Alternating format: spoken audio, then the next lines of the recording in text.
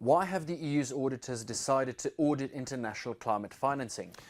The world has been hit by some terrible disasters in recent years, from droughts to horrible flooding, and I'm afraid the trend is upwards. We're going to see more natural disasters as a result of climate change, probably.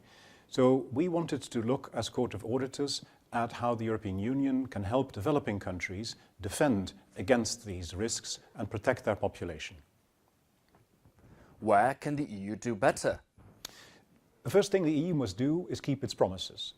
We've promised two things. First, to deliver aid in the period from 2010 to 2012, around 7 billion euros. And secondly, to help with the rest of the world to provide 100 billion euros to developing countries by 2020.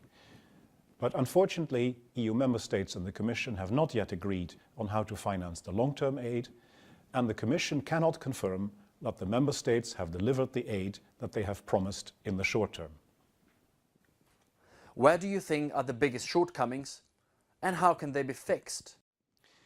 We were pleased as auditors to see that the projects that the Commission itself is running in developing countries to help them cope with climate change are by and large well managed, but we were disappointed about the degree of cooperation between Brussels and national capitals. They work past each other. There is first of all no division of labour, so that it may well be that certain countries get a lot of aid and other countries get too little.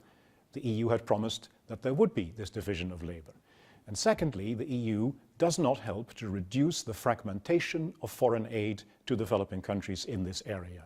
There are about 50 global climate funds, and the EU has added to the complexity by creating its own, rather than creating greater synergy and more cooperation.